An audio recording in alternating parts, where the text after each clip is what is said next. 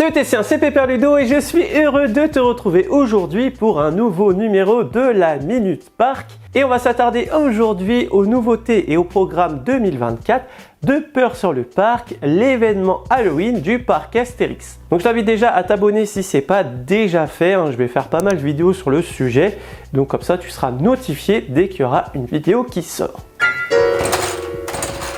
Donc pour commencer avec les nouveautés, c'est plutôt un rappel car tu ne pourras plus faire la maison de la peur, la foire aux citrouilles ou encore le chemin des sorciers. Donc le chemin des sorciers, c'est la version Halloween de la National 7. Ces trois activités ont été retirées après la saison Halloween 2023. Donc je t'en avais déjà parlé, je t'invite à aller voir les vidéos sur le sujet. Mais en gros, le parc construit une nouvelle attraction à cet emplacement. Donc ça sera la nouveauté 2025, ça sera un roller coaster. Et d'ailleurs, ça a plutôt pas mal avancé. Je t'ai fait déjà des petites vidéos. Et si tu n'as pas connu ces activités, je t'invite à aller voir la vidéo qui s'affiche ici, car en fait j'étais présent le dernier jour de Halloween 2023, la dernière fois qu'on pouvait faire ces activités et il y avait une super ambiance. Bon, je te rassure, je pense qu'ils n'avaient pas trop le choix, le parc Astérix, de le conserver. L'homme à la tronçonneuse sera bien là. Donc c'est vrai que sans la maison de la peur, on pouvait se demander mais pourquoi il serait là? Et bien apparemment il sera dans la rue de Paris. Voilà, c'est écrit dans le dossier de presse, donc on n'en sait pas plus. Je pense qu'il sera peut-être en déambulation quelque part. Je pense que ça peut être pas mal. Dis-moi toi ce que tu en penses dans les commentaires. Mais en tout cas, on aura la réponse dès le 5 octobre. Car oui, Peur sur le Parc 2024 se déroulera du 5 octobre au 11 novembre. La grosse nouveauté de cette année sera une nouvelle maison hantée. Il s'appellera Les Enfers de Pompéi. Donc elle se situera en zone romaine, on n'a pas encore de lieu exact, mais bon, on verra après qu'il y a sûrement un lieu probable pour cette nouvelle maison hantée. Elle sera payante, ça sera 5 € et elle sera déconseillée aux moins de 16 ans. Donc en général, les nouvelles maisons hantées au parc Astérix sont payantes. Je pense que le parc fait ça pour désemplir un petit peu les files d'attente. Parce qu'une maison hantée n'a pas un très bon rendement, on ne peut pas faire passer beaucoup de visiteurs à l'heure. Et en plus de ça, qui dit nouveauté, dit il y a quand même un attrait vers cette nouvelle maison hantée. Donc voilà, le parc en général fait payer la première année ou les 2-3 premières années, puis après ça devient gratuit. Donc je te lis le scénario. En 79, après Jésus-Christ, le Vésuve entre en éruption et ne laisse de Pompéi que des ruines et souffrances. Les visiteurs pourront traverser la cité chaotique de Pompéi, devenue un champ ardent, donnant naissance à une horreur inimaginable. Les habitants surgissent des ruines comme sortant des enfers. Piégés entre la vie et la mort, ces victimes atrocement mutilées se jettent sur les derniers survivants en espérant pouvoir les dévorer ou trouver une issue à leur destin tragique. On apprend que cette maison hantée aura 7 salles. Donc il y aura notamment une villa romaine, un marché incandescent, un colisée détruit ou encore des thermes en fusion. Donc il y aura pas mal d'effets à l'intérieur, des effets sonores, des effets de fumée, mais aussi des effets de lave. Donc dis-moi ce que t'en penses, mais thermes en fusion, coulée de lave, ça m'inspire clairement la salle des thermes du défi de César. Donc pour rappel, le défi de César est fermé depuis cette année, et ça fait des années qu'il n'y a que la dernière salle qui est ouverte. Donc potentiellement, on peut se dire que la nouvelle maison hantée sera à l'intérieur, sachant qu'il n'y a pas de travaux autour de la zone romaine. Donc je pense que ça va se faire là-dedans. Je ne sais pas si tu te souviens, mais dans la salle des thermes, il y avait des murs d'eau. Potentiellement, il y aura peut-être du colorant dans l'eau ou j'en sais rien pour faire une simulation de lave.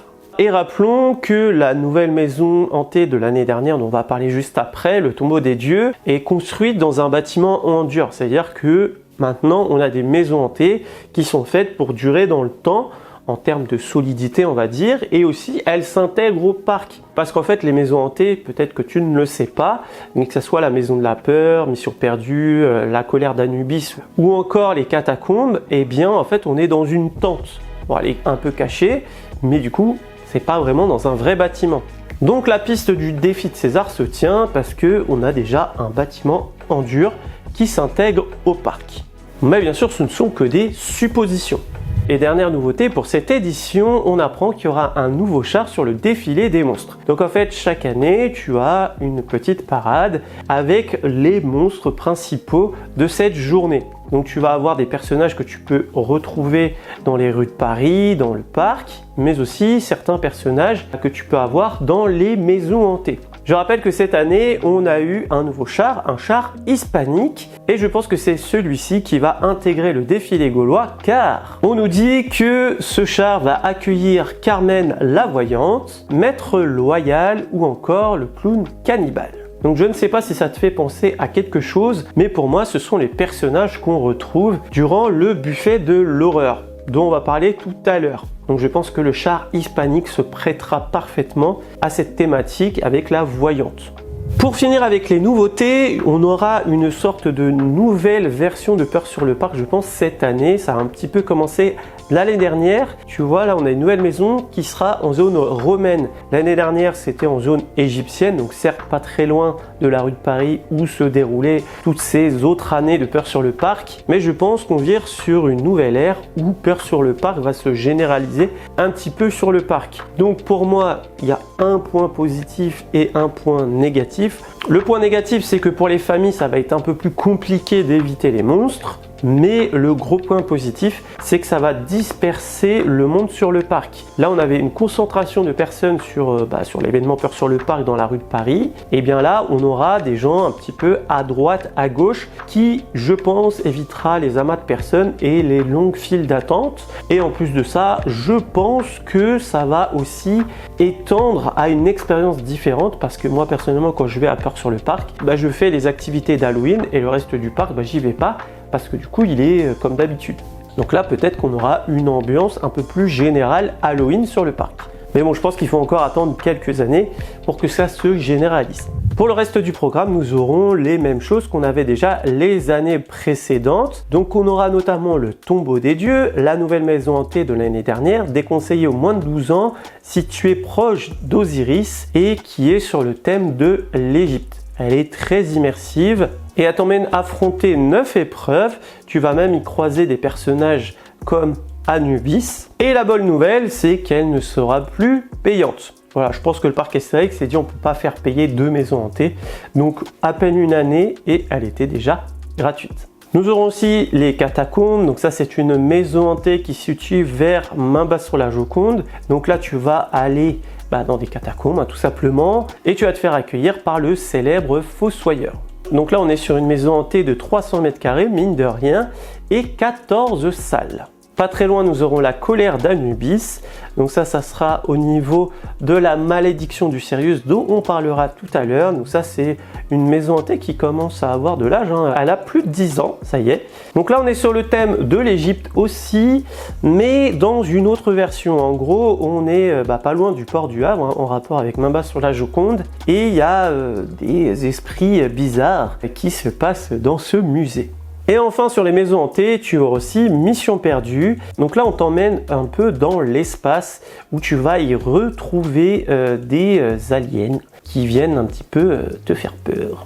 Et du coup, par conséquent, comme il n'y a plus la maison de la peur, qui était la toute première maison hantée du parc Astérix, Mission Perdue étant arrivée en deuxième sur Peur sur le Parc, eh bien, c'est la maison hantée la plus ancienne de l'événement. Et enfin, quand même, ça ressemble un petit peu à une maison hantée, c'est entre la maison hantée et le spectacle. Tu vas avoir le spectacle Métamorphosis. Donc là, on est dans la partie où il y avait les mousquetaires à l'époque. Et en gros, tu vas rentrer dans une salle et tu vas découvrir une bête. C'est un peu comme à l'époque où, malheureusement, on te présentait des gens qui sont un peu différents. Voilà, là, il y avait un homme bête et tu vas aller à sa rencontre.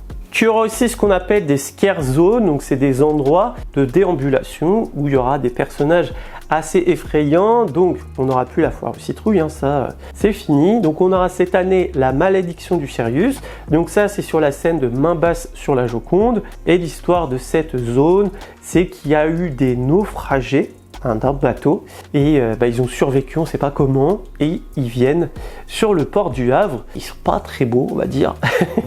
Et c'est uniquement de la déambulation, mais tu as quand même des parties spectacles, dont un qui est très joli sur l'eau, qui s'appelle la danse des naufragés. Et pour les nocturnes, donc ça on en parlera un petit peu après, tu as la dernière danse des naufragés, qui est selon moi l'un des meilleurs spectacles qui est connu le parc Astérix. J'adore ce spectacle et je trouve qu'il est très immersif et vaut vraiment le détour. Voilà, tu vas avoir d'autres animations aussi dans cette zone, mais bon, je te laisse un petit peu la surprise. Et au pire, si tu veux en savoir un petit peu sur cette zone, il y a une vidéo qui s'affiche juste là. On en a parlé tout à l'heure avec l'homme à la tronçonneuse, mais il y aura aussi, comme les années précédentes, des déambulations dans les rues de Paris. Donc visiblement, ça sera les mêmes personnages qu'on avait déjà les années précédentes. On nous annonce pas de nouveautés, hein. Il y a les Templiers. On nous annonce aussi des zombies, des sorcières au pluriel. Normalement, il n'y en a qu'une, mais est-ce que ça serait une surprise? On verra. Des bêtes sauvages. Et l'incontournable homme à la tronçonneuse. J'ai vraiment hâte de voir comment il va être intégré. Pour les plus jeunes ou les moins téméraires, il y aura beaucoup de décors sur le parc. Il y aura 14 tonnes de citrouilles éparpillées dans le parc, 3000 bottes de maïs et bottes de paille, des toiles d'araignée, et ça c'est un petit peu partout. Donc tu vas avoir en forêt d'idées fixes une espèce de petite zone assez mignonne avec des créatures végétales comme les années précédentes. Et dans le village gaulois, tu retrouveras le spectacle à la recherche du farfadet. Un petit spectacle très sympa qui te fait visiter le village avec un pit qui t'emmène à la recherche de cette créature fantastique. Et aussi pour les plus jeunes, tu auras du maquillage, mais ça en général c'était payant. Je te rassure aussi, le sanglier borgne, le bar clandestin, sera de retour. Donc ça c'était pour moi la merveille, la pépite de l'année dernière. D'ailleurs j'ai fait une vidéo sur ce sujet si ça t'intéresse. En gros tu rentres dans un lieu clandestin où tu accueilles d'étranges personnages et en gros tu peux boire un coup, hein. Donc voilà, c'est un bar mais qui est très animé par les propriétaires et tenanciers du bar. Et Peur sur le parc, c'est aussi des nocturnes. Donc cette année, tu en auras 9. Donc ça sera les 12, 19, 25, 26, 30 et 31 octobre, ainsi que les premiers 2 et 9 novembre. Les nocturnes, ça sera de 19h à 1h du matin. Et les jours de nocturne, les horaires de la journée changent. Le classique, c'est 10h, 19h, mais quand il y a une nocturne, c'est de 9h à 18h. Et en général, plus tu te rapproches de la date d'Halloween, donc le 31 octobre, plus c'est des journées de forte affluence. Donc ce qui va changer par rapport à la journée sur les nocturnes, eh bien en réalité c'est pas grand chose. La force du parc Astérix, c'est que ce soit la journée ou les nocturnes, c'est très animé. Donc forcément pendant les nocturnes, il fait nuit, hein, donc tu as une ambiance différente. Et en plus du coup tu auras le spectacle sur l'eau, la dernière danse du naufragé que je te disais tout à l'heure à la malédiction du Sirius, donc ça c'est un plus.